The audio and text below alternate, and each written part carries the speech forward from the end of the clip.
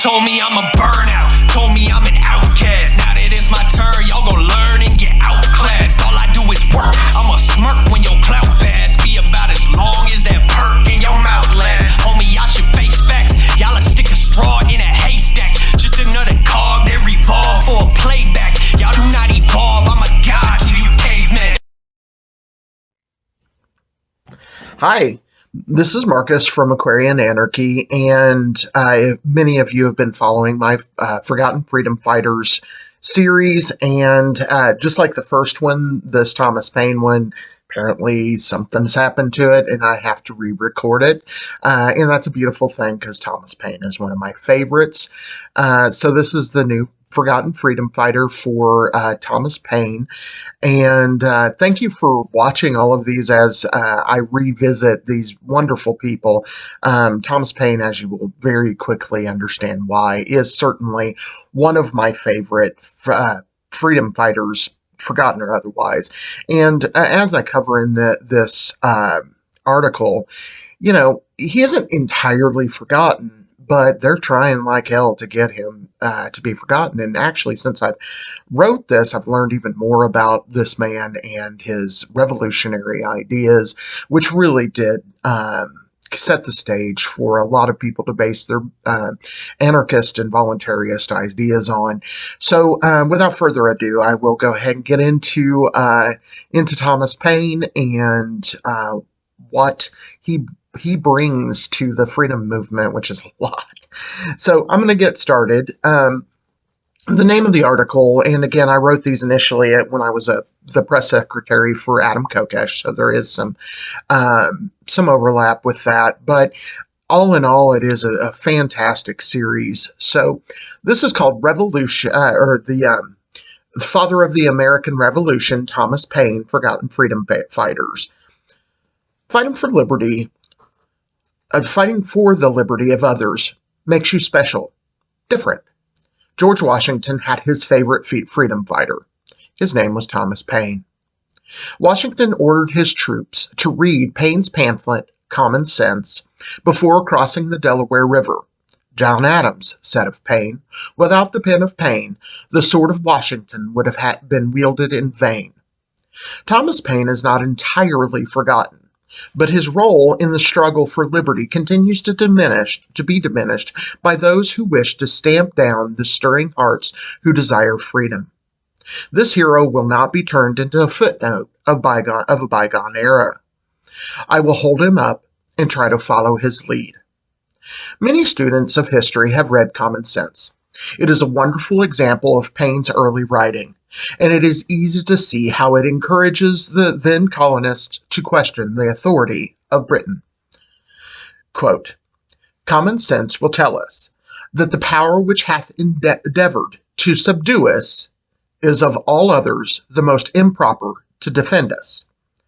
Or, this one's good, quote, men who look upon themselves born to reign and others to obey soon grow insolent. Selected from the rest of mankind, their minds are early poisoned by importance, and the world they act in differs so materially from the world at large that they have but little opportunity of knowing its true interests, and when they succeed to government are frequently the most ignorant and unfit of any throughout the dominions. I mean, come on.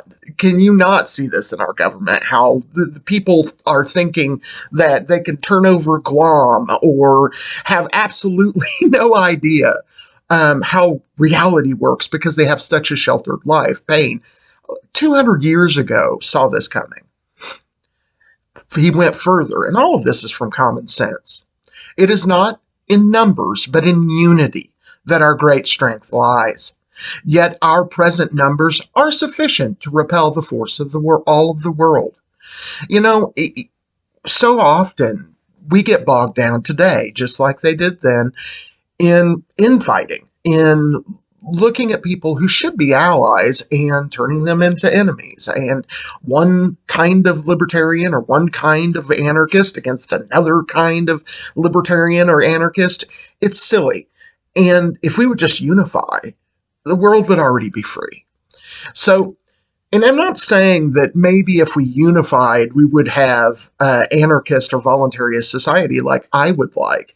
But it would certainly be more free if we would just put aside the small differences, keep the big ones, keep the big ones, but the small differences and stop fighting each other and start fighting the people who are oppressing us. So it wasn't that different in his day. Society is, and this is another one, society is produced by our wants and government by wickedness. The former promotes our happiness positively by uniting our affections, the latter negatively by restraining our vices. The one encourages intercourse, and the other creates distinctions. The first is a patron, the last a punisher. This is one of my favorite quotes by Paine because it is timeless and continues to be good. Though common sense is a very good start, it was just the beginning of his pen's call to mankind. In the months following the beginning of the Revolutionary War, the troops led by George Washington had very low morale. They were losing most battles, and the war was almost lost. Thomas Paine wrote again. This pamphlet was called The American Crisis. 3 days before the Battle of Trenton on December 23, 1776, to excite again the courage of the Americans weary from loss, it was read aloud to them. This is how it began. Get that out of the way before I get into this speech. These are the times that try men's souls. The summer soldier and the sunshine patriot will, in this crisis, shrink from the service of their country. But he that stands by it now deserves the love and thanks of man and woman. Tyranny, like hell, is not easily conquered. Yet we have this consolation with us, that the harder the conflict, the more glorious the triumph. What we obtain too cheap, we esteem too lightly. It is dearness only that gives everything its value. Heaven knows how to put a proper price upon its goods, and it would be strange indeed if so celestial an article as freedom should not be highly rated. Britain, with an army to enforce her tyranny, has declared that she has a right not only to tax, but to bind us in all cases whatsoever.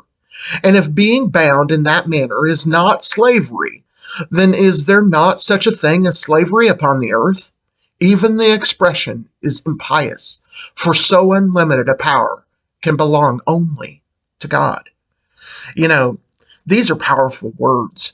It is no wonder that with these words in their hearts, the Continental Army was victorious and turned the tide of the war.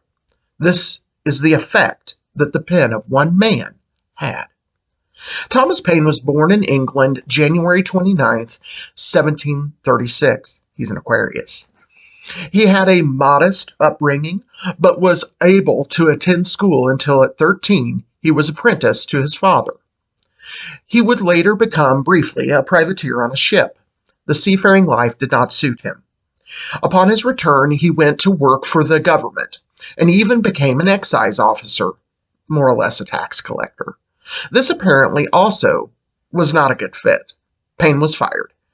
Eventually, he became a teacher for a time until returning to an excise officer. It is ironic that his first political writings would come while he was employed by the government, and they amounted to nothing more than asking for more pay. During this time period, and needless to say, he had a lot more growing to do. During this time period, he would also get married to Elizabeth Olive, who was his landlord's daughter. In addition, he would start a tobacco business. Eventually, his marriage and business would fail. To add to that, he was fired from his excise position yet again. Evidently, he did not enjoy and could not even bring himself to going to this kind of work. As a result, he was forced to sell his home to avoid going to debtor's prison. Soon after this, a friend would introduce him to an American. His name was Benjamin Franklin. This legend saw something in Paine. He convinced him to come to America. At this point, what could he lose? Franklin would inspire him. The seeds for the future, father of the American Revolution, would be sown.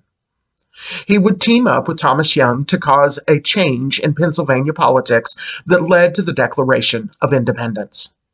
To read or to see more of that, I have read on here, but to see more of that, you can go back to the Thomas Paine article or the Thomas Young article I did and get that full story. The influence of Paine in America is undeniable. In the American Revolution, he was not done here.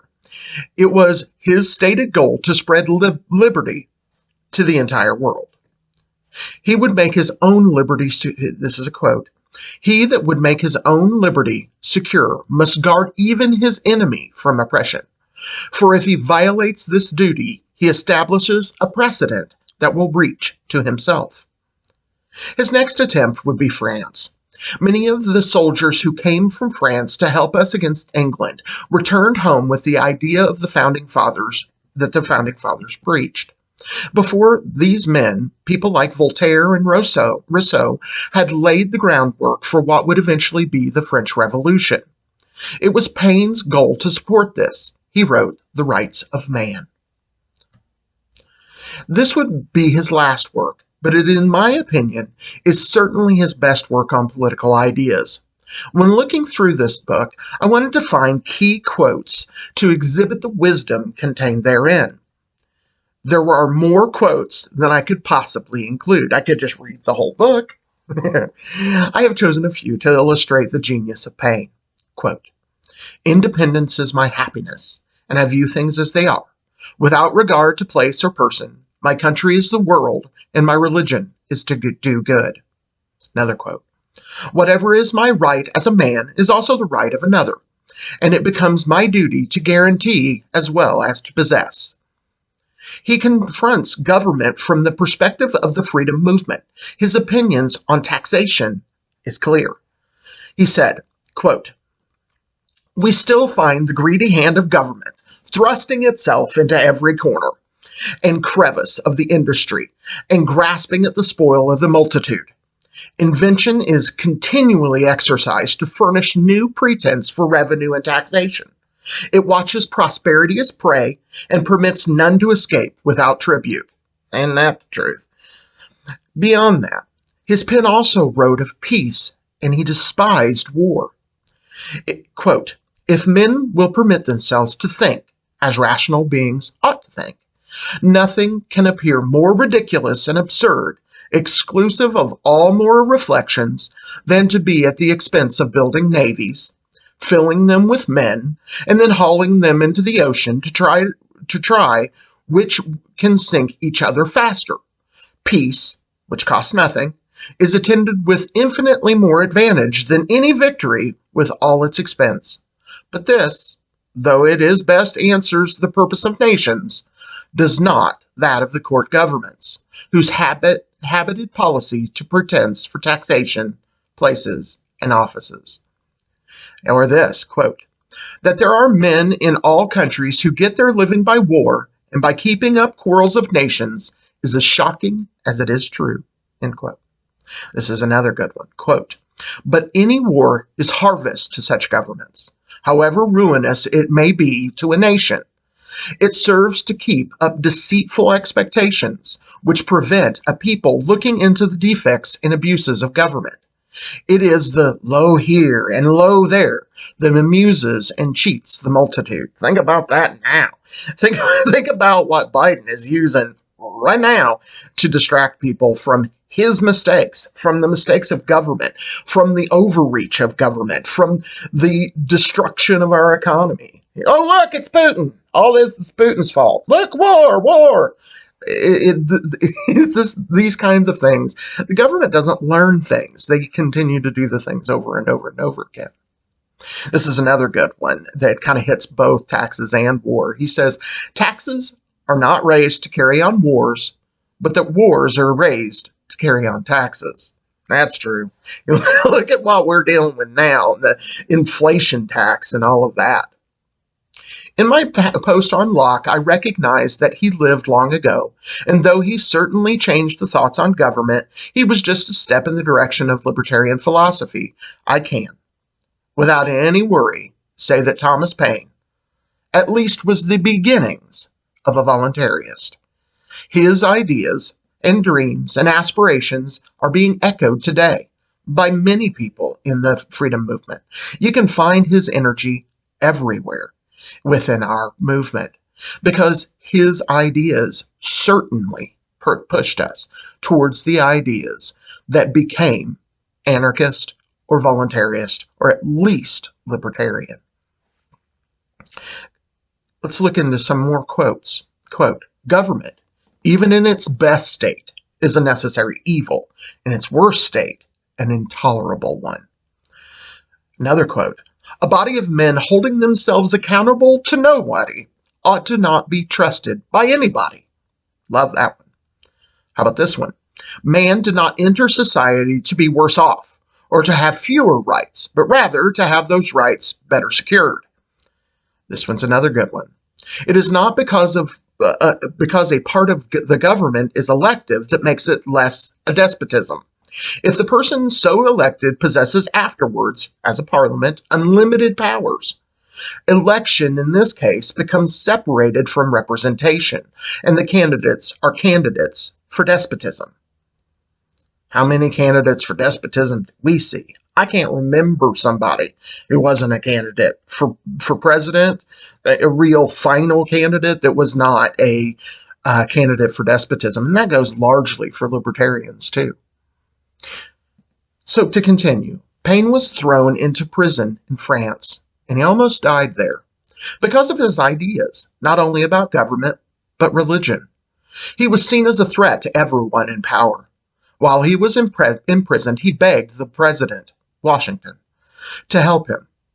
The man who used his words to win in battle certainly would have had the position to apply pressure in order to free Paine. The first president did not come to his longtime friend's aid. Fearing that it could damage the relationship between France and the United States, he left Paine to die. So much for friendship. So much for a freedom fighter. I like Washington. This is not one of his bright moments. Eventually, the disheartened freedom fighter was released. He was angry with both his old friend and with himself for failing. His hopes to spread liberty past his own country were not as successful as he had hoped. Still, he did not give up. Paine turned his attention to religious matters. He was a deist, and he wrote one of the most widely read books on the subject, called The Age of Reason. Within its pages, you can still hear the longing for freedom. Quote, "I have always strenuously supported the right of every man to his own opinion, however different that opinion might be to mine. He who denies He who denies to another this right makes a slave of himself to his present opinions, because he precludes himself the right of changing it." Thomas Paine died June 8, 1809, alone. When his friend Benjamin Franklin died, there were thousands who attended the funeral. At Thomas Paine's funeral, there were less than 10 people present. Those in power sought to destroy his reputation. This man, who had helped to start America on a path towards freedom, was reviled. Why was he reviled? What could it possibly be? Again, those in powers in the halls of government and those in the pulpit assassinated his character. His obituary in the American Citizen read, quote, "He had lived long, did some good, and much harm." I ask, what harm did he do? He challenged authority. He was attacked for his religious beliefs. Paine himself spoke of tolerance. Quote, "I do not mean by this declaration," this is out of out of his book on deism, the Age of Reason. He said, "I do not mean by this declaration to condemn those who believe otherwise. They have the same right to their belief as I have to mine." End quote. But he said this as well: "He who dares not offend cannot be honest." Paine was honest. In many of these forgotten freedom fighter posts, I have attempted to link the work of these brave men and women to our current struggle. And I frankly don't care if people think I'm blowing him out of proportion or anything like that. But it takes the bonds of love that Paine talks about between us to help us evolve a society. That being said, in a letter to Abby Rennell of the Affairs of North America, Thomas Paine said, quote, "The mind, once enlightened, cannot again become dark. I myself have heard many people within the freedom movement say very similar things. Once you kind of wake up to the ideas of liberty and freedom, it's hard to go back, because then you got to start saying, am I going to enslave people? Am I going to steal from people? Am I going to murder people? We all know these things are wrong. And once you've accepted that government is a cause of many of these things, it is really hard to turn around and go the other way. I find Thomas Paine in myself. I model my activism after him. When I was press secretary for Adam Kokesh, it was my job to spread the message of freedom. I have children, and I hope for a better world for them. Paine said, quote, "If there must be trouble, let it be in my day, that my child may have peace." As a movement, I think this applies to us as well. Quote, "An army of principles will penetrate where an army of soldiers cannot. Neither the Channel nor the Rhine will arrest its progress. It will march on to the horizon of the world, and it will conquer." End quote. Going forward, it may be hard. Those in power, as Paine's later life proves, are unlikely to just give up and go home. But according to Paine, quote, "Those who expect to reap the blessings of freedom must, like men, undergo the fatigues of supporting it." End quote. This has been a long road, and I hope we never forget those who walked it before us. I can envision the end of the road. We are picking up speed as we get even closer to a society without force and coercion of government. It is just over the hill. Never forget that. They would not be fighting as hard against us. They would not be censoring us. They would not be shutting us down. They would not be fighting if we were not right and if we were not effective. So keep up the fight, just like Paine did. I think this may be one of my favorite quotes by Paine, and it is what I close off this article with. He said, quote, "I do not choose to be a common person. It is my right to be uncommon, if I can. I seek opportunity, not security. I do not wish to be a kept citizen, humbled and dulled by having the state look after me. I want to take the calculated risk, to dream and to build, to fail and to succeed. I refuse to barter incentive for a dole. I prefer the challenges of life to the guaranteed existence, the thrill of fulfillment to the stale calm of utopia. I will not trade freedom for beneficence, nor my dignity for a handout. I will never cower before any master, nor bend to any threat. It is my heritage to stand erect. Proud and unafraid, to think and to act for myself, to enjoy the benefit of my creations, and to face the world boldly and say, this, with God's help, I have done." Thomas Paine. So again, I hope that by bringing you this wonderful man, who you've probably heard of but didn't know a lot about, and to expand your understanding of him, is a service that I do for him. Because, in my opinion, probably he was the most, at least in American history, the most important to moving us towards freedom. Because he saw the vision of real freedom. So I honor Thomas Paine, and I hope to be a messenger half as good as he was. Thank you for watching, and stay free, my friends.